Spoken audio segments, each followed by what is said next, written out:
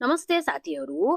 आज हामीले राष्ट्रिय तथ्याङ्क कार्यालयले गडक तथा सुपरिवेक्षकलाई इन्टरभ्यूमा कस्ता खाले क्वेसनहरू सोध्न सक्छन् त सो कुराको केही खाकाहरू लिएर आएका छौँ।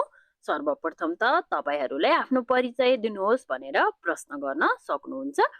यसका लागि हजुरहरूले धन्यवाद सर म्याम, मेरो नाम यो हो, मैले यस विषयमा अध्ययन गरेको छु, म तथ्य सङ्कलन, फिल्ड कार्य र सरकारी सेवामा रुचि राख्ने गर्दछु। राष्ट्रिय तथ्याङ्क कार्यालय जस्तो प्रतिष्ठित संस्थामा काम गरेर देशको नीति निर्माणमा योगदान दिन चाहन्छु भनेर हजुरहरूले आफ्नो परिचय दिन सक्नुहुने भयो।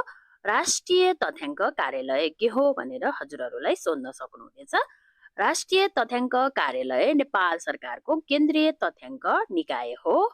यसले जनगणना, आर्थिक सर्वेक्षण, सामाजिक तथा जनसाङ्ख्यिकी तथ्याङ्क सङ्कलन गर्छ, जुन नीति निर्माण, योजना निर्माण, तर्जुमा र विकास कार्यक्रमका लागि आधार बन्ने गर्दछ भनेर हजुरहरूले भन्न सक्नुहुने भयो। त्यस्तै गरी गडकको मुख्य जिम्मेवारीहरू के हुन् भनेर हजुरहरूलाई सोध्न सक्नेछ।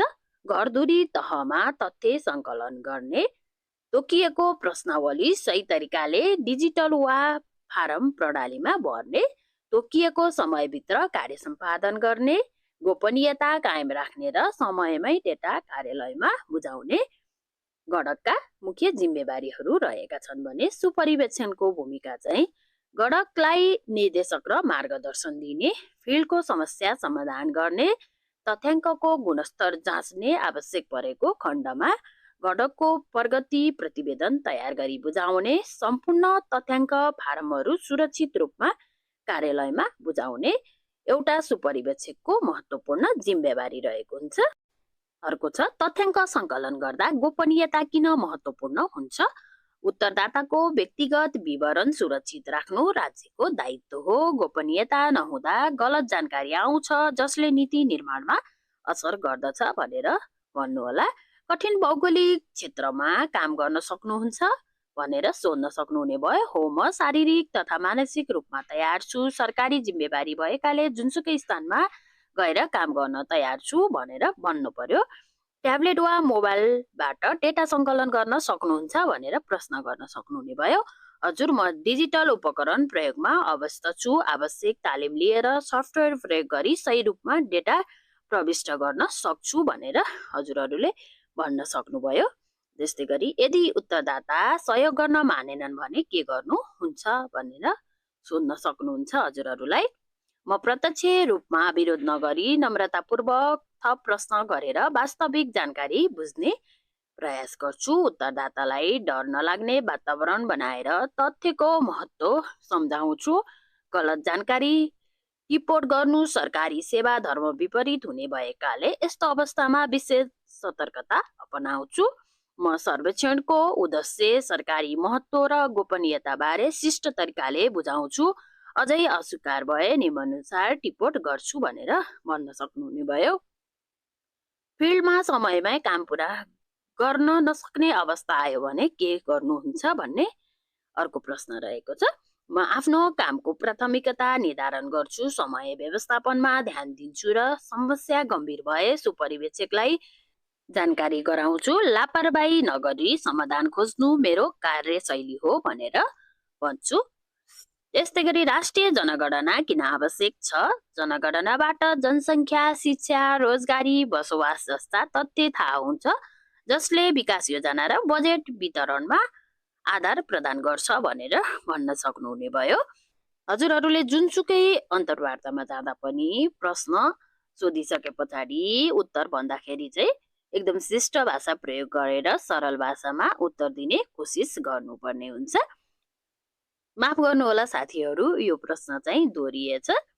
त्यस्तै गरी अर्को प्रश्न रहेको छ, राष्ट्रिय जनगणनाको नतिजा कहाँ कहाँ प्रयोग हुन्छ। जनगणनाबाट प्राप्त तथ्याङ्क विकास योजना, बजेट विनियोजन, निर्वाचन क्षेत्र निर्धारण, शिक्षा, स्वास्थ्य, रोजगारी तथा सामाजिक सुरक्षाका कार्यक्रम निर्माणका लागि राष्ट्रिय जनगणना प्रयोग हुने गर्दछ भनेर हजुरहरूले यसरी मिलाएर उत्तर दिन सक्नुहुने भयो। त्यसै गरी अर्को प्रश्न रहेको छ, टोलीभित्र मतभेद भए कसरी समाधान गर्नुहुन्छ। म सबै सदस्यको कुरा निष्पक्ष रूपमा सुन्छु, कार्यालयका नियम र साझा लक्ष्य सम्झाउँछु, संवाद र सहकार्यको माध्यमबाट समाधान खोज्छु, किनकि राम्रो टोली नै गुणस्तर तथ्याङ्कको आधार हो भनेर हजुरहरूले भन्न सक्नुहुने भयो। अर्को छ, किन राष्ट्रिय तथ्याङ्क कार्यालय नै रोज्नुभयो भनेर हजुरहरूलाई सोध्न सक्नुहुने भयो। म तथ्यमा आधारित शासन प्रणालीमा विश्वास गर्छु। राष्ट्रिय तथ्याङ्क कार्यालयले देशको भविष्य निर्माणमा मौलिक योगदान पुर्याउँछ। यस्तो जिम्मेवार संस्थामा काम गर्नु गौरवको विषय भएकाले मैले यो कार्यालय रोजेको हुँ भनेर हजुरहरूले भन्न सक्नुहुने भयो। र अन्तिममा रहेको छ, किन हामीहरूले तपाईँलाई नै छनौट गर्नुपर्छ भनेर अन्तिममा प्रश्न गर्न सक्नुहुनेछ। हजुरहरूले म इमान्दार, अनुशासित र जिम्मेवार व्यक्ति हुँ। फिल्ड कार्य, टोली समन्वय र सरकारी नियम पालना गर्न म सक्षम छु। मेरो कामप्रतिको प्रतिबद्धता र सिक्ने इच्छा शक्तिले मलाई यस पदका लागि उपयुक्त बनाउँछ भनेर हजुरहरूले भन्न सक्नुहुने भयो। आजलाई यति नै साथीहरू। यस्तै प्रश्नहरू हजुरहरूलाई अन्तर्वार्तामा सोध्न सक्नेछ। हजुरहरूले यस्तै प्रश्नहरूको तयारी गरेर बस्नुहोला। र अझैसम्म पनि हाम्रो यस करेन्ट जीके आइके नेपाल युट्युब च्यानललाई लाइक सब्सक्राइब गर्नुभएको छैन भने एकपटक लाइक सब्सक्राइब गरिदिनु हुन पनि विनम्र अनुरोध गर्दछु। साथै हजुरहरूलाई केही कुराहरू सोध्न मन छ भने हामीहरूलाई कमेन्ट मार्फत पनि सोध्न सक्नुहुनेछ। हामी समय मिलेसम्म हजुरहरूको प्रश्नको उत्तर दिने कोसिस गर्नेछौँ। हजुरहरूको दिन शुभ रहोस्। धन्यवाद।